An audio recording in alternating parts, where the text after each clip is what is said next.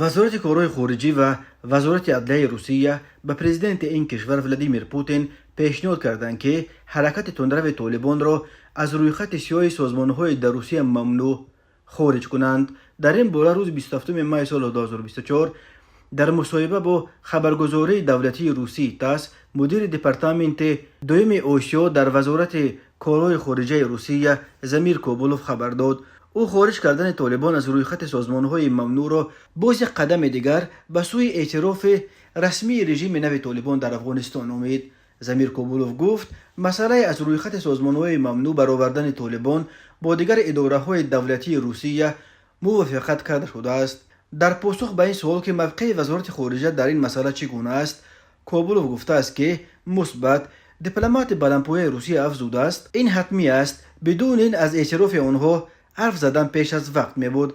از این رو این مسئله در دست بررسی قرار دارد. همه ملاحظه ها با رهبریت عالی روسیه ارائه شدند، منتظر قبول قراریم. کوبولوف گفت روسیه از زمان در افغانستان به قدرت رسیدن طالبان هیچگاه به مثل حاضر به اعتراف حکومت آنها اینقدر نزدیک نبود، ولی برخی جزئیات علیحده باقی مانده است که باید پس سر شوند و بعد آن رهبریت روسیه تصمیمش را خواهد گرفت. گفته سو کوبولوف همچنین خبر داد که به طالبان برای اشتراک هیئتشان در همایش بین المللی پتربورگ رسما دعوت فرستادند. به آنها دعوتنامه ها ارسال شدند، ولی درباره در کدام سطح ارسال شدن دعوتنامه ها من هنوز معلومات ندارم. زمیر کوبولوف پیرامون دورنمای همکاری های روسیه با طالبان گفته است که افغانان معمولا به ادامه گسترش همکاری ها جهت خریدن محصولات نفتی و دیگر محصولات مورد نیاز از روسیه منفعت دارند و روسیه میخواهد پیرامون استفاده امکانات ترانزیت افغانستان برای گسترش تجارت با این منطقه گفتگو کند. ماه سال 2024 هیئت طالبان در همایش اقتصادی قزان نیز اشتراک داشت.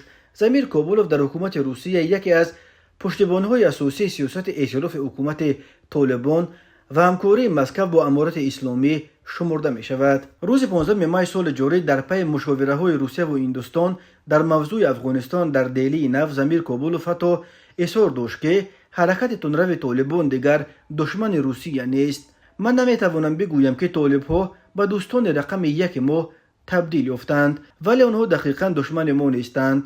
طالب‌ها روی راست میگویند که به روسیه همچون میراث‌خوار اتحاد شوروی با باوری مناسبت میکنند، گفت کوبولوف. در ماه آگوست سال 2021 نیروهای طالبان با استفاده از خروج با شتاب نیروهای ائتلاف بین المللی و فرار حکومت رئیس جمهور وقت افغانستان اشرف غنی حکومت را در این کشور جنگ زده به دست خود گرفتند. تاجیکستان بلافاصله موقع مختلف با رژیم نو طالبان را پیش گرفت، ولی این دفعه روسیه و ایران برعکس طالب‌ها را برای نیروهای ائتلاف تحت رهبری امریکا و ناتو را وادار به ترک افغانستان کردنشان ستایش کرده به آنها راه تماس و همکاری جستند. از جمله روسیه الکی در سال 2022 سفارت افغانستان در شهر مسکو را به دست دیپلمات‌های فرستاده طالبان سپرد.